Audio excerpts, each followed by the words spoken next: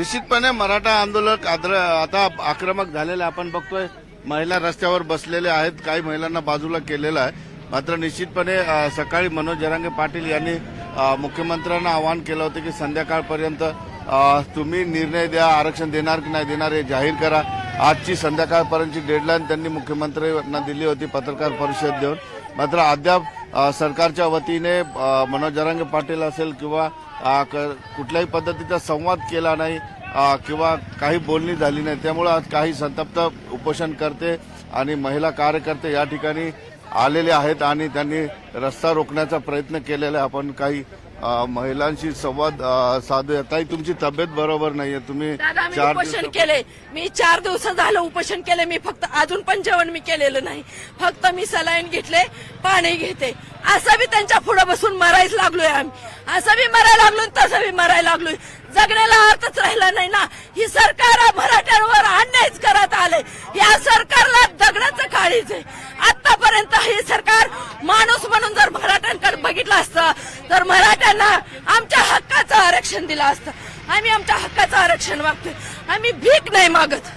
Police force इथे आलेला आपण बघू शकतो, पोलिसांचा फोर्स आहे। मात्र कार्यकर्ते हाताळताना पोलीस थोडीशी काळजी घेत आहेत, कारण परिस्थिती थोडी स्फोटक असल्यामुळे समजूत काढण्याचा प्रयत्न या ठिकाणी प्रत्येक आंदोलनकर्त्याचा केला जातो आहे। आणि आपण बघतोय जवळपास अर्धा ते पाऊण तास झालेला या ठिकाणी रस्ता रोको करण्याचा प्रयत्न केला जातो। रस्त्यावर महिला बसलेल्या आहेत, महिला काय कुणाचं ऐकायला तयार दिसत या ठिकाणी नाही। त्यांना पोलीस विनंती करतायत बाजूला जाण्याची, मात्र ते अजूनही बाजूला व्हायला तयार नाही। आपण काही महिलांना बोलूया। मनोज भाऊंचं आमचं उपोषण थांबवायला त्यांनी पॉझिटिव्ह उत्तर दिलं पाहिजे, पॉझिटिव्ह आज न्याय मिळाला पाहिजे, असं आमचं म्हणजे आम्ही मागणी आहे आमची।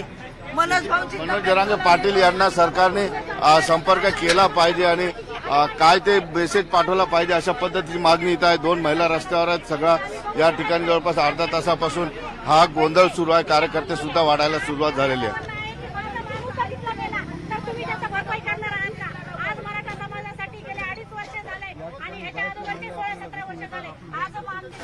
रस्त्यावरती या ठिकाणी महिला आहे, या ठिकाणी इकडे देखील बसलेले, पलीकडच्या साईडला देखील या ठिकाणी महिला आपल्याला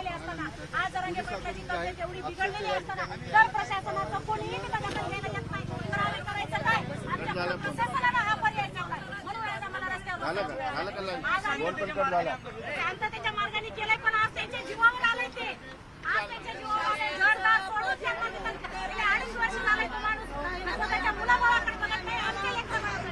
आज आम्ही रस्त्यावर एकटाच बसतो, आम्ही करत नाही। त्यासाठी आम्हाला जरांगे पाटलांच्या उपोषणाची दखल ह्या प्रशासनाने घ्यावी, यासाठी आज आम्ही रस्त्यावर आहे।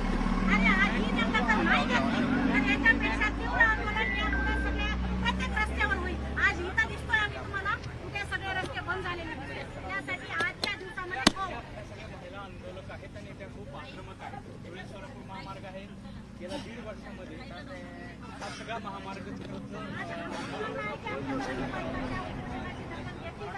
आज आमचा माणूस आमच्यासाठी महत्वाचा आहे। तुम्हाला त्याची गरज नसेल, पण आमच्या लेकराबाळासाठी आम्हाला त्यासाठी आज आम्ही रस्त्यावर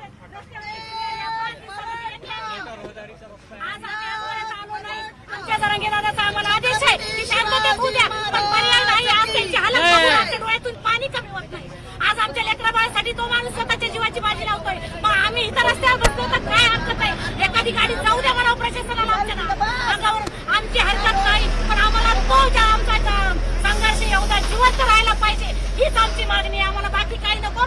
आमच्या माणसाला प्रशासनानं आज उपोषण मागं घेण्यासाठी त्यांच्याबरोबर चर्चा केलीच पाहिजे। नाही केली तर ह्याच्यापेक्षा उद्याच्याला जास्त तीव्र होईल।